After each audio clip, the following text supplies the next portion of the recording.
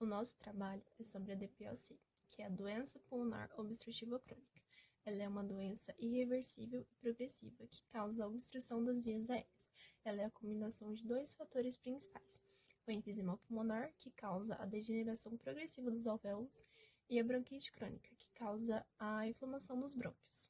Juntando esses fatores, o paciente sofre uma interrupção no fluxo de ar, que acaba dificultando a troca gasosa e o paciente acaba ficando dispneico. O principal fator de risco dessa doença é a exposição crônica a agentes nocivos como o tabagismo e a poluição. E alguns sintomas da DPOC podem incluir a falta de ar, o cansaço, a fadiga, a tosse crônica, que é uma tosse muito persistente, a produção de muco. O paciente também pode ter infecções respiratórias. Em casos muito graves, os pacientes também podem apresentar retenção de líquidos. O paciente pode perder peso, sentir dores de cabeça, ter os pés inchados. E uma das principais causas do DPOC, que é o que a gente mais vê, é o tabagismo. Então, pessoas que fumaram por muito tempo têm grande chance de ter DPOC. Bom, eu vou falar um pouquinho sobre a incidência da DPOC. A doença pulmonar obstrutiva crônica, ela apresenta uma incidência maior em homens e aumenta acentuadamente com a idade. Isso se deve principalmente ao fato de que no passado os homens fumavam mais e trabalhavam em ambientes com muita poeira e produtos químicos. Segundo a Organização Mundial da Saúde, a DPOC é a terceira causa de morte no mundo, com um registro de mais de 3 milhões de óbitos em 2019. No Brasil, a doença representa a quinta causa de morte em todas as idades e entre 2010 e 2018 apresentou uma taxa de mortalidade anual de 51,5 a cada 100 mil habitantes na população geral. Luísa Delvecchia Aparício, eu sou estudante de fisioterapia e a minha parte do artigo é a prevalência. A doença pulmonar obstrutiva crônica, ou popularmente conhecida DPOC, é uma enfermidade respiratória que tem alto nível de prevalência global. Foi constatado em um estudo de 2020 que esse número é em média 10,6% em adultos de 25 anos ou mais, que daria em média 480 milhões de pessoas. Já para as projeções futuras, aponta que até 2050 esse número aumente em até para 592 milhões de pessoas, tanto pelo envelhecimento populacional quanto no aumento dos casos em países de baixa a média renda. No Brasil, por exemplo, o estudo do Platino revelou que o número é de 15,8, sendo que apenas 12,5 dessas pessoas sabem que vivem com DPOC. Já pelo SBPT, foi revelado que 6 milhões de brasileiros vivem com a DPOC e apenas 12% deles têm o diagnóstico confirmado e apenas outros 18% aderem ao tratamento.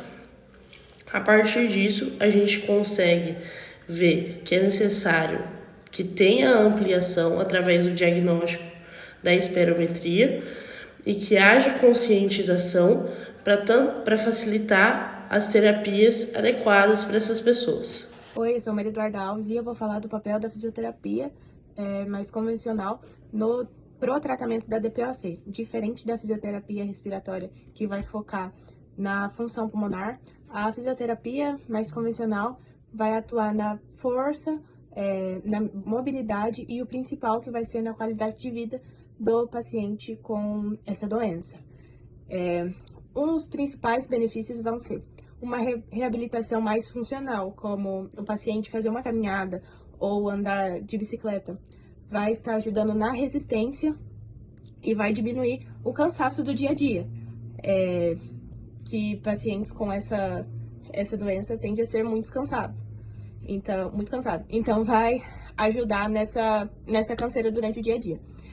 Fortalecimento de membros inferiores e superiores, porque a falta de atividade física vai deixar esses membros mais fracos. Trabalhar coordenação e equilíbrio, porque pacientes com essa doença tendem a ter mais quedas. Então, vai ser muito importante também trabalhar equilíbrio e a coordenação junto. Então, assim, por cima, o papel da fisioterapia, mesmo convencional, vai atuar na força, mobilidade, vai reabilitar os movimentos que foi perdidos pela dispneia crônica. E o principal, que vai atuar nas atividades de vida diária desse paciente que tem essa doença. A DPOC é uma doença pulmonar obstrutiva crônica que não tem cura. A fisioterapia respiratória tem como objetivo aliviar os sintomas e melhorar a qualidade de vida do paciente. A fisioterapia respiratória, então, trabalha para melhorar a ventilação e oxigenação pulmonar, reduzir o acúmulo de secreção que acaba obstruindo as vias aéreas do paciente, reduzir a dispneia, falta de ar, prevenir complicações futuras decorrentes da DPOC, trabalhar os músculos respiratórios e reduzir a hiperinsuflação pulmonar. O tratamento consiste em higiene brônquica para poder eliminar o acúmulo de secreção. Então, a higiene brônquica é realizada para levar o acúmulo de secreção das áreas distais para a área proximal. Então, pode ser feita a manobra de AF, que é a aceleração do fluxo respiratório, vibrocompressão e manobra de compressão e descompressão pulmonar. É importante que seja realizado de maneira adequada, com o paciente posicionado corretamente, na posição ereta, deitado e de preferência com uma elevação de tronco de 30 a 45 graus. Se não for uma maca que possa ser ajustada, for um atendimento a domicílio, pode ser usado o uso de travesseiros para poder apoiar e deixar o paciente mais elevado. Após as manobras, é importante que o paciente consiga expectorar essa secreção através da tosse. Caso for um paciente recém-operado de uma cirurgia, por exemplo, no coração, pacientes com lesão medular, doenças neurológicas e não consiga fazer força para tossir, o fisioterapeuta ele pode auxiliar através da tosse assistida ou do Huff. Então, são manobras que o fisioterapeuta pode auxiliar na tosse do paciente se ele não conseguir realizar uma tosse ativa. Se o paciente estiver inconsciente, o fisioterapeuta pode usar a aspiração orotraqueal. Então, se é um paciente que está lá entubado, o fisioterapeuta pode começar a aspiração no tubo orotraqueal, seguindo para nariz e boca, sempre nessa mesma ordem. E caso o paciente não esteja usando o tubo, a ordem é nariz e boca. A boca sempre será por último para não correr o risco de levar bactérias para dentro dos pulmões.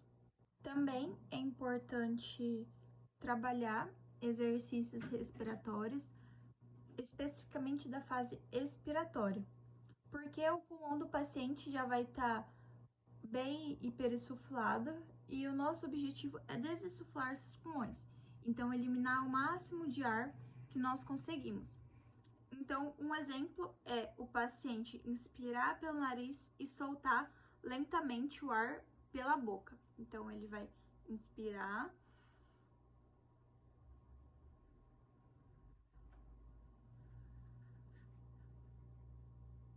e expirar o máximo de ar que ele conseguir pela boca lentamente.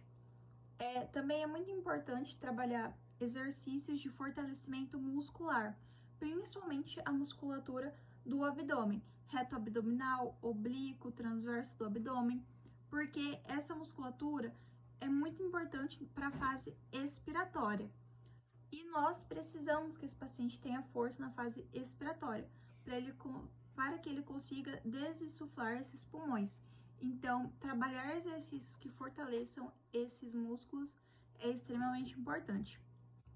Além de exercícios aeróbicos E em casos de pacientes com DPOC exacerbada, muito grave, o fisioterapeuta ele pode trabalhar com a oxigenoterapia, focando no tratamento específico para o seu paciente. Minimização da exacerbação da doença. Para a gente conseguir aumentar a tolerância ao esforço e a redução da dispneia, as atividades físicas regulares são muito importantes nesse processo, além também do treinamento respiratório e da musculatura inspiratória, vão auxiliar e melhorar o endurance. Algumas ações preventivas integradas ajudam a evitar o descondicionamento e sarcopneia, e algumas técnicas complementares, como a mobilização torácica, vai otimizar a função pulmonar e a postura. E além disso, a fisioterapia também atua na educação e no autocuidado para prevenir um agravamento a mais da doença.